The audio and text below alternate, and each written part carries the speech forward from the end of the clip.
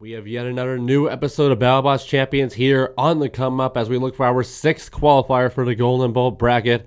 We're talking about all sorts of big spinners in this episode, like the undefeated Glitch, Uppercut, and of course our bounty boss RotatoR. We are going to be discussing all these robots and more, their various histories, who we think is going to do where, how are they going to place in this episode, and who is going to be going to that Golden Bolt bracket. We're predicting all of that and previewing all of that here at the Combot Collective in this Battlebots Champions preview. Stay tuned.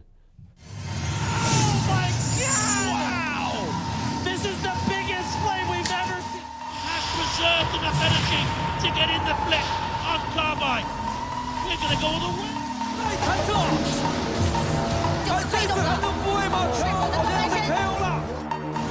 Oh my God!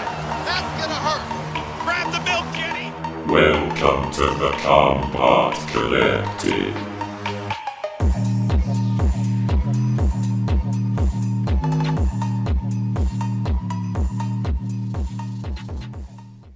Hello everybody and welcome to another Battlebots Champions preview episode here at the Combot Collective, bringing everything you want to know from the world of robot combat, from Battlebots to the live circuit, from the heavyweight class to the flyweight class. And as always, I am your host Sterling Brown. Just me once again for this episode here as we are previewing the 3rd episode of Battlebots Champions. Like we said at the top of the video, all sorts of exciting robots here, a bit of RoboGames 2023 implications, but we're going to be getting to all that here in just a bit. Looking back at the robots that we have seen qualified so far, of course, pre-qualifying for this big-time Golden Bolt tournament, we have previous Giant Nut winners like Tombstone, Tantrum, and Endgame, all of which have won Battlebot seasons in the past, but we have seen 2 very fitting robots qualify for the tournament as well through prior Battlebots episodes that we have discussed in the past weeks. Of course, talking about the 2022 Remars All-Stars champion, HyperShock, who looked fantastic in the Gigabyte bracket, providing one of the biggest hits in the sport's history. And a bit less exciting, but a bit more concise, sturdy driving from the robot that seeded 2nd in the 2021 Battlebots playoffs, of course, Ribbot, who between Battlebots 2021 and Battlebots Champions so far sits at an astonishing 7-1 record. When we bring out the new TCC 10 rankings later on in the month, it's going to be a huge jump for Team Ribbot and WPI, I would like to think. But that's all in the past. We got 9 more exciting robots to talk about here. Like I said, we got some underdogs, robots like Dragon Slayer, but we also have some big names, you know, Glitch, who's still technically undefeated, like I stated, Uppercut, the big-time powerhouse spinner from MIT, and of course, the bounty boss, RotatoR, who has proven to be maybe the most consistent robot, maybe the best undercutter in the sport right now, arguably the best horizontal spinner period in the sport right now, with robots like Tombstone and Gigabyte taking a step back this season. We're going to be breaking down all this, and we're not going to waste too much time here. We got histories to break down, robot fights to talk about, and more. You know how it goes here at the Combot Collective. So let's not waste time. Like I said, let's jump into it as we talk about our first robot here, the Texan rookie from my home state, my neck of the woods, in fact, DFW, Dragon Slayer. The 2021-2022 season was the robot combat debut for Wildside Robotics, and they jumped right into the deep end of the sport with their 2-wheel drive vertical spinner Dragon Slayer, who despite the classic vertical spinner design definitely seemed to lack any knockout power during its debut year here in 2021.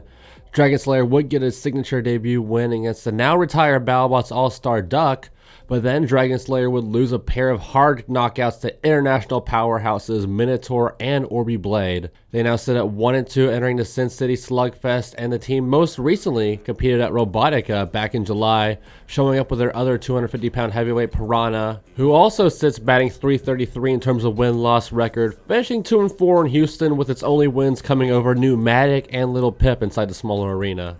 Now, like I said, Wildside Robotics is still a very young team, so there isn't really much to pull for in terms of storylines coming out of these 8 other robots present in this episode.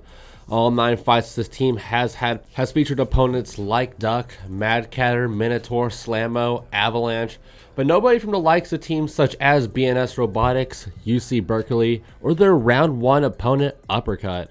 And speaking of Uppercut, it truly was another signature year for the big-time spinner, with a bit of a lackluster playoff outing yet again, unfortunately, as Uppercut would reach the top 16 in Battlebots for his 3rd straight year, with an undefeated first 3 fights over Gigabyte, free shipping, and huge. But in all 3 of those outings, Uppercut would not go further than the round of 16. falling to Bite Force in 2019, last episode's winner, Ribbot, in 2020, and like I said, this season would fall to the rookie Riptide in the round of 16 yet again. This will be Uppercut's first time though in a one-night bracket like we've seen in the past with the Bounties and the Desperados, and in my opinion it has to be the odds-on favorite for this bracket, being one of the few robots in this competition who has reached the top 16 this year.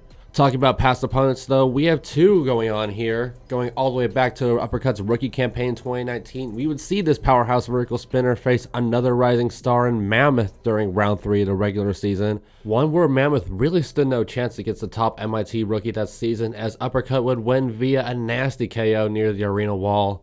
Though both these robots have evolved and changed quite a bit since this meeting 3 years ago, would be fascinating to see. Also, Uppercut, as mentioned earlier, has some explosive history very recently with one Team Special Delivery and their signature robot, the former Battlebots All-Star Free Shipping. Earlier in the regular season, during round 2, we would see Free Shipping versus Uppercut open up episode 5 in explosive fashion, when Uppercut would eviscerate Free Shipping's flamethrower tank and knock it out shortly afterwards, but only after being saved by the bell, as Free Shipping would make a fatal mistake to knock itself out while Uppercut was struggling on the blue square. So there's certainly room for Uppercut to make yet another mistake here, and this time Free Shipping could manage to get its revenge, but only time and these robots' revolts will tell. But we'll get to that kind of fight here in a minute. We're talking right here about Uppercut versus Dragon Slayer, and we're talking about two-wheel drive vertical spinners that are on the opposite ends of the robot combat spectrum here. Uppercut, of course, has a pedigree. We've seen the things that they have managed to do, you know, in that play in Rumble versus Bloodsport and Railgun Max, and everything that they managed to do during the 2019 season during that strong debut. And then, of course, going even along to 2020, the iconic matchup against Gemini, and also in 2020, Sawblaze, and of course 2021, like I just mentioned, Free Shipping. This robot has explosive power, some surprising reliability, and has made it to the top 16 for the last 3 years straight, but has yet to make it into that single-digit plateau, has yet to reach that far. But a robot that seems fairly far away from contention, like I said, is Dragon Slayer. You know, I had high hopes for this robot when it was first revealed to everybody. They were showing off their sponsorships. Had a very electric boogaloo style design, but within the test footage of the robot started to come out, I said it all the way back during those BattleBots previews at the start of the season, even before the season, that, you know, watching Dragon Slayer knock around an 80-pound piece of metal, I wasn't very impressed, and that lack of spinner power would end up being shown during that Duck fight, where Dragon Slayer was really just toothing and gnawing on Duck for the whole 3 minutes of that matchup. Though the captain and the crew of Dragon Slayer, awesome people. I love the charisma, I love the energy, and I think they represent the state incredibly well. Hopefully we can see them compete in other events in the future. But in fact, I believe they are currently signed up for RoboGames. That would be something to look out for. But in terms of this match, I don't think they have a chance. Two spinners, two robots of the same style that are just opposite in terms of experience, power, reliability, every single facet. You know, we've seen Dragon Slayer get taken out, like I said, by some big time weapons like Minotaur and Orby Blade already this season, and Uppercut may be an even deadlier weapon than both of those robots. So, you know, there's just not much to say here for Dragon Slayer. I think this is going to be a knockout. It's probably going to be fairly brutal. You know, Dragon Slayer is a pretty sturdy bot in terms of the chassis, but I wouldn't be surprised if we see some wheels fly here. Best of luck, though, to the DFW team. If these guys go all the way, I would not be upset. I love seeing the home state get some success, but we're just going to have to see. I wouldn't count out for it. But, of course, we ended that little Uppercut segment talking about Free Shipping, so let's discuss that potential Uppercut opponent right now. Free Shipping, of course, the sibling of the 11-time RoboGames and Combots Cup champion, Original Sin has yet to replicate even close to the success of its older brother since it emerged onto the scene in 2018. Free Shipping has been a part of some amazing fights, including my all-time favorite fight, but winning it has not done so much, as it sits at a 4-9 career record at BattleBots with an abysmal 0-3 finish in the 2021 BattleBots World Championship, sitting the robot at number 101 on our overall TCC rankings. Now, we can expect the anti-horizontal spinner plow that we saw against Tombstone in regular season round 3 against IceWave, a robot and a team which Gary Jin has surprisingly never come across in either the lightweight or heavyweight arena action. In fact, the only robot here which Free Shipping has history with is none other than that Uppercut match that we were mentioning a few moments ago. Now, like we mentioned, it wasn't a full loss for Team Special Delivery. The team did manage to crawl away on its back, but still crawl away. But you still best believe that you have to imagine Team Special Delivery will be praying for Dragon Slayer to pull off an upset. They probably don't want to take on the damage of Uppercut yet again. Though, open up that robot spectrum a little bit, and Free Shipping may have a very fascinating matchup against Ram Robotics' own Gruff in a battle of the RoboGames veterans, and both these robots managed to reach all the way to the final. Gruff debuted at RoboGames 2010, and Original Sin has been at every Calkins hosted event that Gruff also attended. But the rivalry amongst these teams would not really hit a major point until their 2018 RoboGames semifinals meeting, where Original Sin would win a very controversial judge's decision against Gruff. Many fans, myself included, thought that Gruff probably should have won. So, you know that Gary Jin and Sam McCamus would love to put together what would easily be one of the most exciting control robot duels we've seen in Reboot BattleBots up to this point. Now, someone with nearly the same level of veteran status as Gary Jin is Mark DeVitz and his now legendary internal combustion engine horizontal spinner IceWave, a robot who cracked the Reboot era of BattleBots wide open with its iconic match versus Razorback. And IceWave star would shine bright in that match and season, but would dwindle little by little until their banner 2018, a year that ended with the loss of RotatoR, which would spiral into a 4-year and 4-loss lull for IceWave, who would fall to Bite Force at Remorse 2019, Scorpius at Battle Hunters 2020, and Black Dragon during round 1 of the 2021 regular season. Though IceWave would rescue his 2021 with back-to-back victories over Deadlift and Fusion to just barely get into the playoffs with a bottom seed, where IceWave would eventually meet Whiplash to get totally embarrassed in a quick KO. IceWave now sits at 2-2 with its TCC ranking this year sitting at number 39. If IceWave can advance past this free shipping matchup, it's seriously going to be a veteran of this bracket, as IceWave is far the veteran compared to many of the teams here, as a lot of these robots were not around come the start of the Reboot era. If IceWave can shock the critics though and win this bounty bracket, its most definite grudge match will be none other than our bounty boss in this episode, RotatoR, which is the robot which ended IceWave's insane 2018 run and even managed to steal the most destructive award from IceWave by, well, destroying IceWave. In fact, if you really want to throw it back, Mark DeVitz is actually 0-2 against Victor Soto, as we take it back and talk about an entire different weight class, entire different event here. These two story drivers would actually meet for the very first time nearly 2 decades ago at the 2004 NPC Charity Open. Mark and Victor battled with, at the time, a middleweight version of IceWave taking on Blue Flame, the robot which inspired RotatoR. Blue Flame would also win this matchup, meaning Team IceWave is definitely on the hunt for what is now double redemption for Mark DeVitz. But will double redemption be what ends up coming? I don't think so. I don't think IceWave is going to be getting far at all in this tournament, to be quite honest. And it's a real shame. You know, we've seen this internal combustion engine kind of fall into obscurity a little bit over the past couple of years. It almost makes you wonder if IceWave, it's about time to maybe switch to an electric motor, maybe make it yellow, maybe call it Thunderwave. I don't think anybody has done that before, huh? But no, I digress. Talking about this robot here and talking about this entire matchup, IceWave is just, I mean, we've seen previews of this fight. We've seen the preview picture already. We know free shipping is going to be running the anti-horizontal spinner plow. And why wouldn't it? Perfect counter for a robot like IceWave, who can pack the punch of Tombstone, but may even be able to take less of a hit than the big time spinner. IceWave and Mark DeVitz is really just, is going to have to put together a perfect match for this exchange to go their way. They're going to have to land strike after strike after strike after strike. Big impacts to the wheels, maybe a big impact to those top compartments on free shipping. I don't know if they have the power, the ability, or the reach to hit the flamethrower compartment like we saw with the aforementioned Uppercut fight. But there certainly is a window for Mark DeVitz to win this match. Definitely a bigger window than Dragon Slayer has against Uppercut, as it really just needs to be the better veteran driver against Gary Jin. But I mean, with Gary Jin, we're talking about, you know, one of the 10 best robot combat drivers in the world. And sure, it was an upsetting year for free shipping, but they put on some impressive matches. They managed to give the fight to Tombstone with one wheel. They almost won the matchup against Blacksmith if they're chained in and bust. And, you know, we saw them get some near lifts on Blacksmith, so if they can keep that chain protected, which is going to be a lot easier against a robot like IceWave than, you know, a literal hammer slaw like Blacksmith, they might be able to lift this robot up like we saw in the Whiplash fight, throw him over and make it a quickie. You know, maybe this fight ends up getting highlighted because it ends so fast. I doubt it, because this This is a battle between two 2019 Remars All-Stars and two robots that, shocking to see, have not fought yet in any capacity. These two teams, Late Night Racing, Special Delivery, whatever you want to call them, and Team IceWave, UI Robotics, whatever their original name was.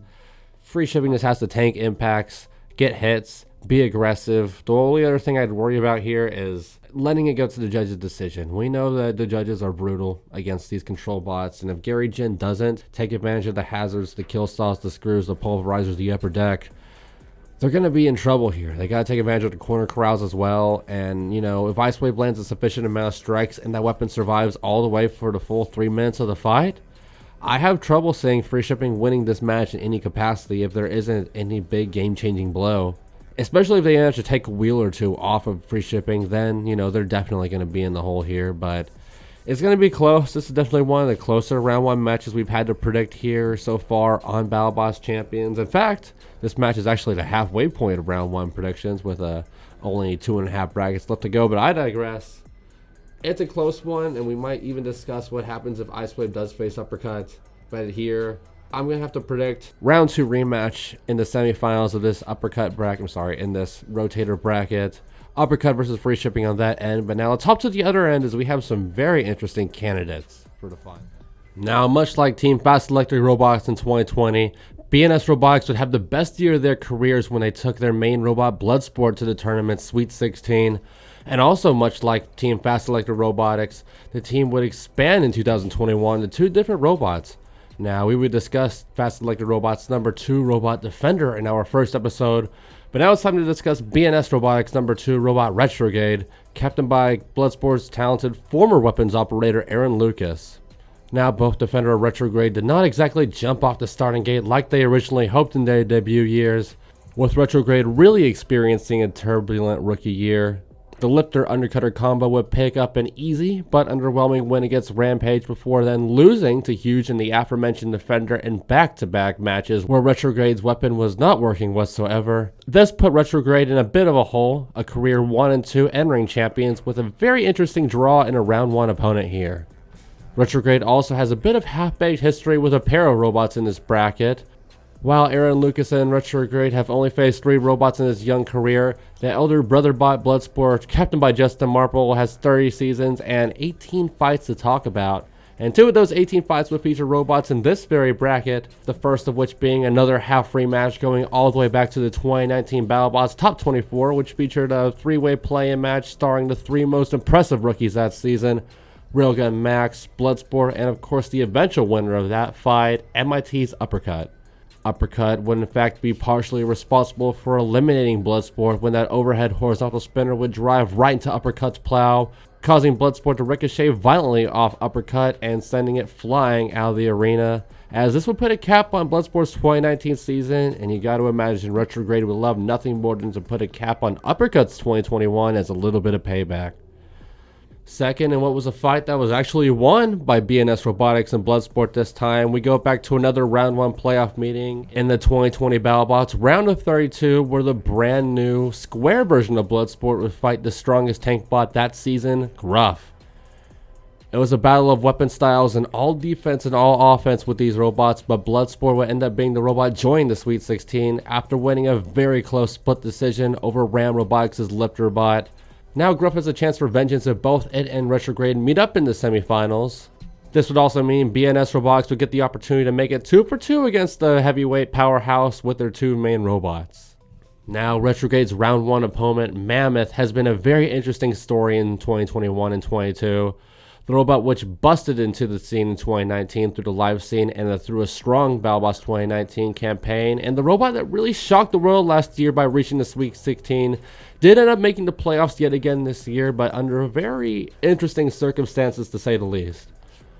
The largest robot in the sport today would kick off its year at 1-0 after sniping a wheel off of Hijinks, but then lose a very fascinating double KO to the 2016 champion Tombstone before outright being beat by Lucky in a top 32 qualifier. Mammoth would not make the playoff cut initially, but after some serious technical woes from UC Berkeley, the undefeated rookie Glitch would have to pull it out of the bracket, leaving the unofficial 35th seed Mammoth to take its position, only to then get quickly knocked out by the eventual 2021 runner-up Witch Doctor. But, I mean, you know, Mammoth has made many improvements and changes to this new version of the robot, so the potential definitely seems to really be here in terms to be a competitor. And, you know, Mammoth would love to show that potential off and maybe score some huge upsets if it does happen to face the aforementioned Uppercut in that potential rematch that we were talking about. But a few months after the Uppercut fight, Mammoth would find itself in Robot Ruckus 2019 down in Florida, where the Big Bot would meet another one of these potential semi-final opponents here in Gruff for the very first time. Both Gruff and Mammoth really made their names known and garnered some success with Robot Ruckus, so both were very familiar with this arena and what could go down here, but this fight would end up being an absolutely insane back and forth that I would definitely advise for you to watch in full. But the smaller and more nimble Gruff would end up coming on top in this fight in what would be a very late KO. But in the Battlebots, there's a bit more room for Mammoth to play with, so I would certainly give the edge to the Big Bot Mammoth if they did meet again in this, you know, bigger arena with bigger circumstances, bigger title. You got to go with the bigger bot. But will bigger mean better against a robot like Retrograde? I would certainly say so. You know, Mammoth has had a very tough year, but luckily they do get a bit of an easy round 1 draw in the bracket. We saw them kind of squander an easy round 1 draw during Bounty Hunters last year against Smee in what ended up being a surprisingly contested matchup where Smee would actually pull off the upset by a knockout. But here, I don't think Retrograde is going to be as lucky, you know. We have yet to see that Undercutter make any sort of impact in terms of a weapon, so if it breaks easily, that's just going to be another jagged edge for Mammoth to try grabbing with its lifter. And on top of that, speaking of jagged edges, you know, you have the flamethrower prongs on the top of a Retrograde there. You have the big lifting tusks, which might be able to take some advantage of Mammoth, but I really don't see it doing too much in the long run. I mean, it can lift and try popping Mammoth over, but we've seen the power that they can self-right with now. You know, this isn't 2020, this isn't 2019. We know what kind of pop that Ricky Williams can put into this Mammoth robot, so I'm not exactly worried about that, especially with an unproven rifter like Retrograde and a robot that's fairly sluggish. We know that Mammoth is a surprisingly nimble robot, so it might be able to even outdrive and just be even the more agile robot compared to Retrograde here. Shouldn't be too hard, so I don't expect this to be a knockout for Mammoth. I mean, maybe they can throw them out of the arena or do something spectacular. But other than that, I think it's just going to flop a Retrograde around. This is another matchup I wouldn't be surprised ended up getting highlighted if Retrograde doesn't do much here. It's an easy matchup for Mammoth to get through the first round, luckily for them. So I see them doing that here. I don't know how far exactly they can get it into this tournament. There's not many other robots here I think they could beat, but they certainly can beat, you know, lower level robots, rookies like Retrograde and Dragon Slayer. You got to have them go through here. Let's see, though, who their round 2 opponent might end up being, as we discussed the last 2 robots in this bracket. And in that last match, we got a couple of robots who start with G with 1 syllable here. Robots that we're going to see in RoboGames 2023. A lot of silly comparisons here that are quite the same. But let's talk about Glitch here first. And you know, we did just finish speaking about Mammoth, but one potential matchup for Mammoth we may see it in that I left out until this part right here. We're of course talking about Glitch. You know, coming out of UC Berkeley, one of California's most prestigious colleges, is a robot which completely shocked the scene since its debut versus Ghost Raptor, going 3-0 in the regular season and a career overall. It's the only career undefeated robot in this entire competition, but a robot which is still heavily inexperienced. It got big time wins against robots like Ghost Raptor, Hydra, and Kraken, but was notorious for long repair times between their fights, and this did cause some delay in a few Battlebots 2021 tapings. These long drawn repairs, like I said earlier, would leave Glitch to end up pulling out of the 2021 Battlebots playoffs, and the robot replacing it would be none other than one Mammoth. And if these two robots end up meeting in the Bounty Tournament semifinals, we could really see a true battle of who was the true 9th seed in that 2021 tournament. I would absolutely love to see that kind of grudge match. Now, being such a brand new robot, Glitch is actually the team's first robot in any weight class. So there's really little to no history for this robot other than what we've discussed slightly here. Though this could be a prime place for the history to begin and rivalries to form, as quite a few of these robots are also signed up for RoboGames 2023 alongside Glitch itself. You know, robots like Free Shipping's aforementioned sibling Original Sin, Team Mammoth who are considering bringing heavyweight, Dragon Slayer who very well may be bringing the sequel to Dragon Slayer, and of course, the round 1 opponent, the tanky powerhouse we've talked about it a lot already, Gruff. And, you know, talking about RoboGames, that's exactly where Gruff got its name out to the world in the early 2010s. You know, even appearing on Science Channel's Killer Robots in 2011. Later on, though, in 2015 and 2016, this robot would finally gain some genuine success in the newer versions of RoboGames, but also Florida's 250-pound scene as well. It would finally enter the world of BattleBots in 2019, and with the retirement of Duck, it seems like Gruff is going to be the definitive new tank bot in the heavyweight class. And despite that, it's been a very odd 2021-2022 for Gruff. And it really just has not had a good year at all. I mean, arguably it's worse since it joined BattleBots, as it has had a 1-2 season yet again, with its only win being a knockout win over the rookie switchback in round 1. A match that very well may have went the other way had it gone to the judges. Gruff, though, did seriously show up during his appearance in the South Florida Fair live event in January, finishing first with ease with victories over robots like Piranha, Kraken, Extinguisher, and the runner-up Breaker Box. You know, that was a very impressive performance by Gruff during that, but sportsman competition, you're not dealing with big-time spinners, and big-time spinners is exactly what has torn apart Gruff during this BattleBots season this year. You know, just look at that matchup against Cobalt. That's the matchup people are going to remember Gruff for this year, whether they like it or not. I mean, hey, Kenny Florian put it the best. Literally sending Gruff to hell, Cobalt did. Interesting news on Cobalt, by the way. We're going to release that later in the week, but I digress. Talking about Gruff versus Glitch here. My issue with Gruff here is ground clears up front. We know that they have the beautiful flamethrowers that can rack up points, impress the judges. They have a strong lifter which can throw just about any robot over. But sometimes that lifter, sometimes those front forks in that lifter don't really touch the ground, and nor does the front of Gruff altogether. It's a fast robot, it's a bit rough and tumble, it's a bit bumpy. You know, it doesn't exactly scoop under other robots as easily as, you know, a free shipping or even a Glitch. You know, Glitch is designed to be low profile with its stealth bomber build, the X-style drive. You know, there's a lot of factors in this robot to keep it low profile, keep it sleek to the ground. That's really why we've seen it have such success against big names like Hydra, another robot that's built for sweeping low onto the ground, and Kraken as well. That robot's literally a big wedge. Glitch managed to get under all these robots and dominate the match. You know, I think Gruff can take the impacts, take the strikes for this fight to go the distance. I mean, we know Glitch has some destructive spinner power. We've seen how high they can knock Hydra up into the air, but in terms of a matchup with a robot like Gruff, you know, Cobalt got through to them, but Cobalt's Cobalt. Cobalt is the vertical spinner tombstone pretty much. Deep 6 levels of power in a more concise package. But with Glitch, you know, it's an egg beater. There's more pop instead of, you know, undercutting bite, you know, just trying to rip into the robot. I just don't think that this is going to be it for them. They're going to do good. Sam McCamus is a great driver. Maybe they can manage to get to the back end of a Glitch, and that's really what's going to be the only thing they could realistically do in a matchup like this. But Glitch is not going to really get affected by the flamethrowers. I don't see a position where Glitch can get rode, you know, all the way under Gruff to the point where they can lift it up and over. And even then, I believe that Glitch is invertible, so that shouldn't be an issue if that does happen. So there's just not very many avenues for Gruff to win this matchup. It's a lot like the free shipping dilemma, to where if it's not a knockout for Gruff, what are they doing here? But Glitch is a far scarier beast than IceWave this season, especially being so low profile, being a vertical spinner, a young rookie team, and UC Berkeley and Glitch, they've proven that they can drive the robot well, achieve some serious success with this robot, and it's going to be a machine to watch out for in this bracket if they do make it against RotatoR, and just in the future in general. I really do think this is going to be a robot to watch out for in RoboGames, but that's a story for another video. This is another kind of close one, but I definitely think I got to lean towards the rookies here. Glitch keeping it undefeated, 4-0 heading into a potential semifinal and a big time matchup against Mammoth, but we'll talk about that in a second.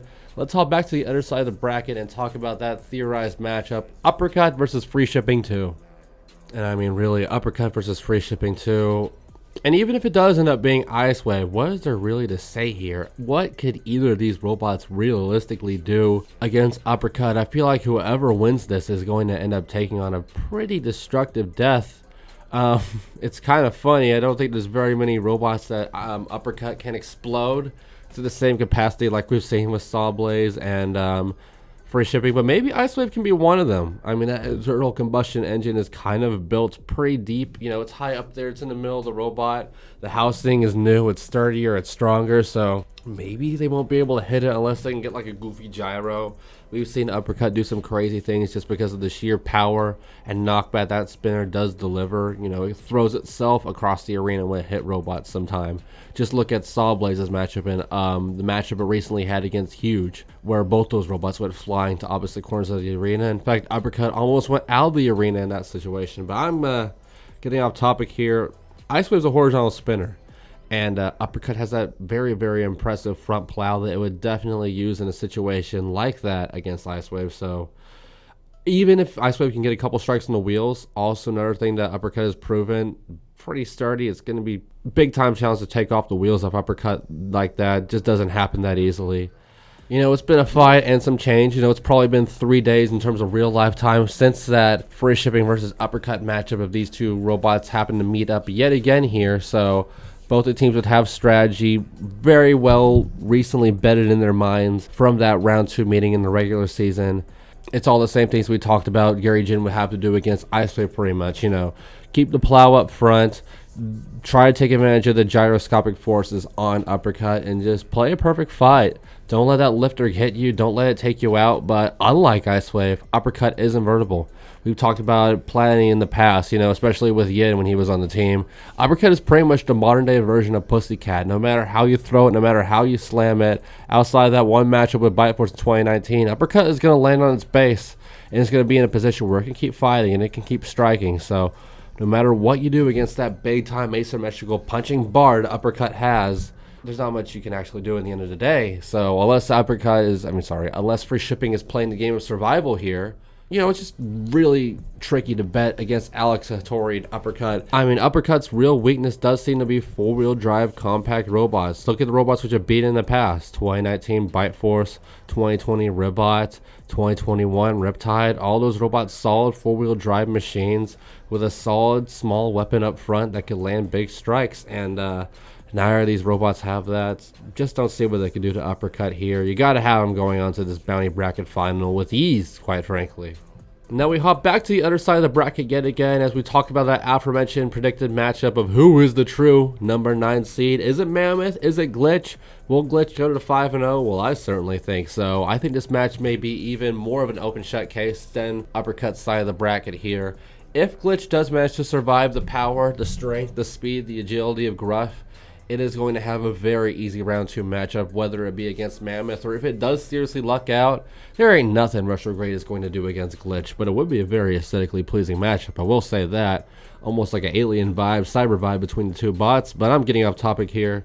Mammoth can even bring in those big front plow wedges that we've seen them try out in the past to try to counter Glitch as best they can, but at the end of the day, the vertical spinner is the kryptonite for Mammoth.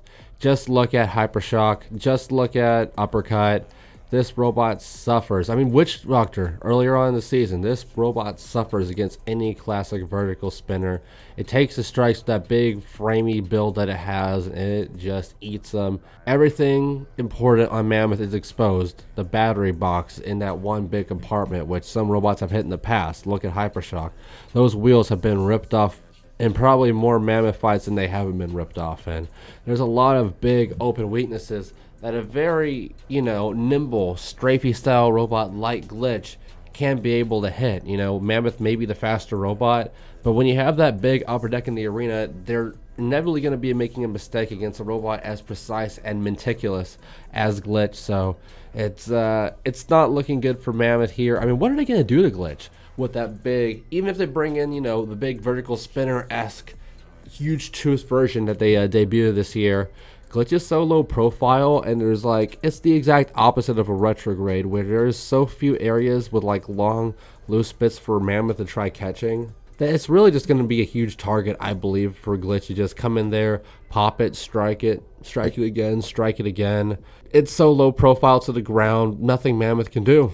Nothing I can even slightly think of. I know every now and then I forget some things. Like last week, I completely neglected the fact that Lockjaw has that big plow. That may have been useful in a theoretical huge match, but here, there is no modification either of these robots could have that can play an X factor for Mammoth to get some purchase on Glitch. So I think this is going to be a stomp, setting up a very interesting battle of vertical spinners, at least in my end of predictions here, talking about this theorized matchup of Glitch versus Uppercut in the finals. A battle of UC Berkeley versus MIT. Top tier colleges, one from the West Coast, one from the East Coast. You love to see that kind of stuff.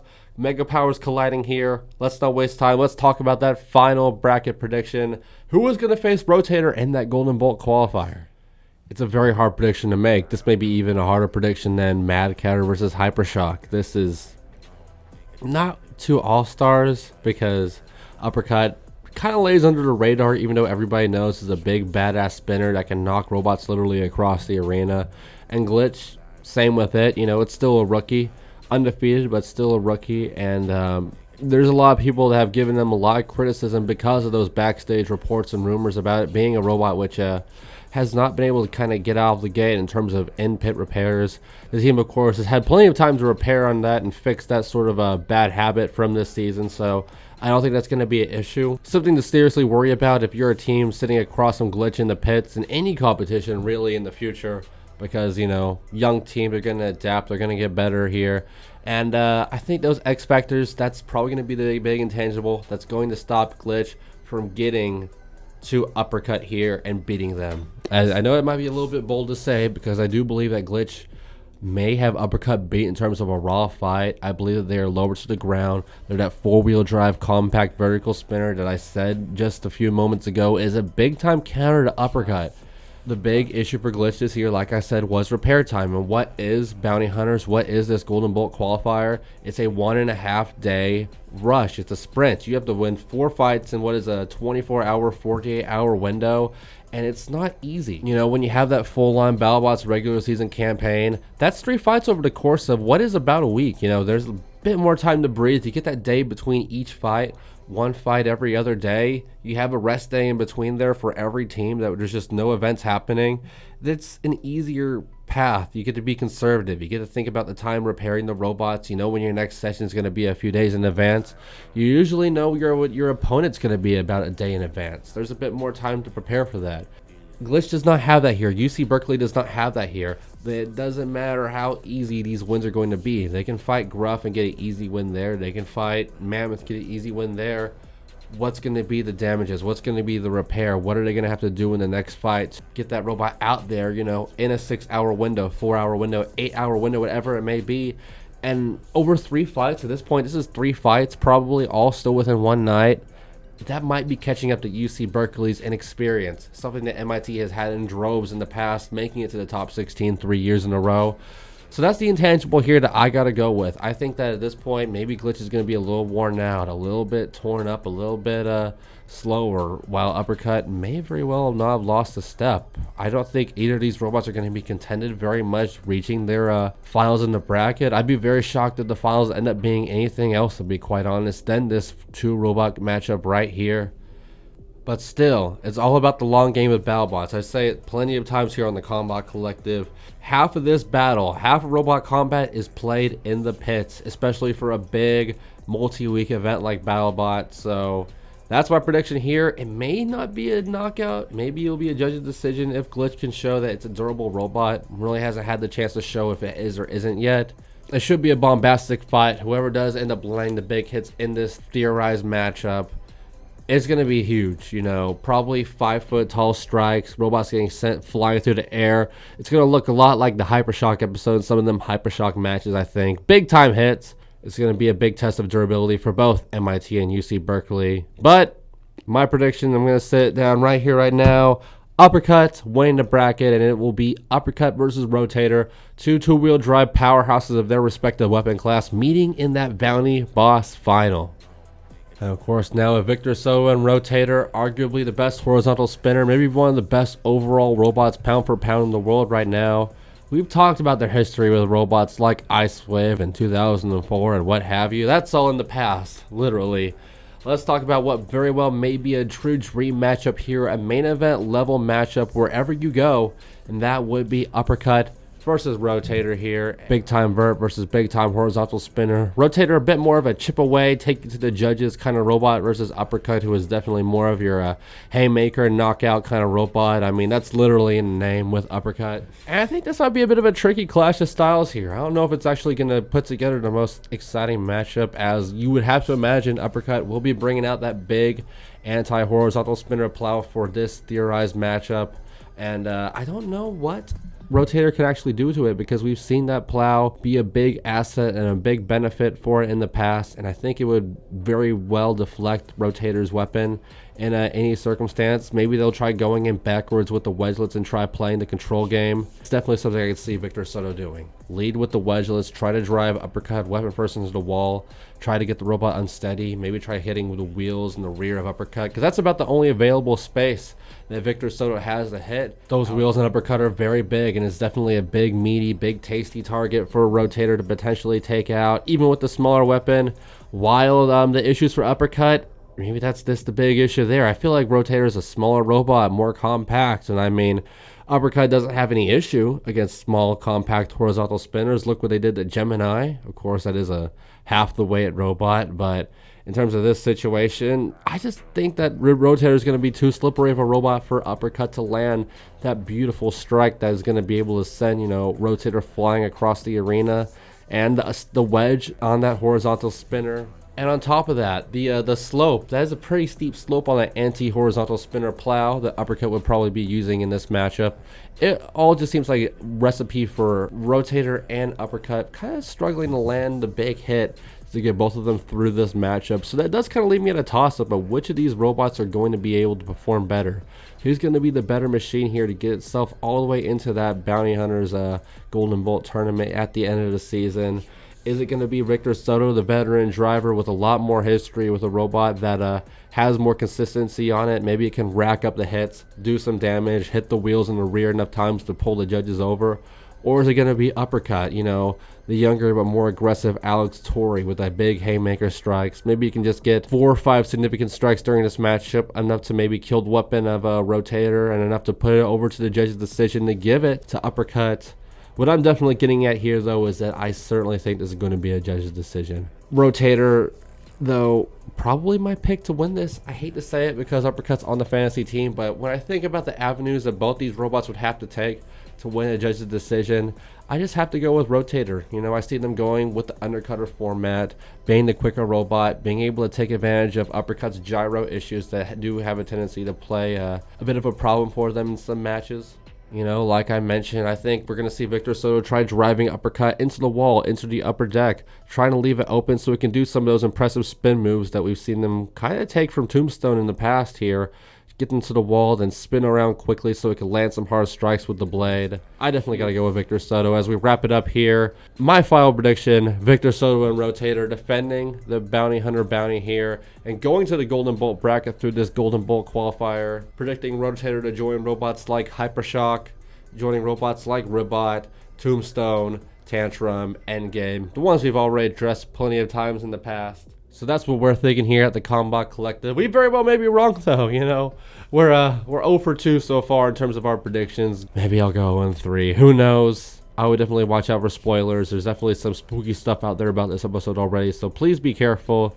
But in terms of that, that's all we really have to discuss in terms of this 3rd episode of Battlebots Champions. Thank you so much for watching the Combot Collective. Like I said at the top of the episode, I'm Sterling Brown. You can find me on Instagram at SterlingTXTG. And in terms of the Combot Collective, you can find us on Instagram and Facebook in the description below. You can also find our Discord. Join that channel in the description below. That's where all of our video news drops first. And of course on YouTube here, please give us a like, please give us a comment, and subscribe to the channel. We appreciate all of your support and criticism. Trying to make the channel better every day, more consistent with more new videos, and we have more news videos on the horizon. We've actually had 2 recorded that have been in the bank for quite a while. I just need to get around to editing them. The Battlebots Champions season has kicked my ass, but we are going to get through it. We're going to post that. We're going to post After the Havoc, the monthly rundown for July, all those things before the end of the month, so please keep an eye out for them. Thank you so much for watching another episode of the Combot Collective here, and we will see you next time. This was the Combot Collective. Find us on Instagram and Discord.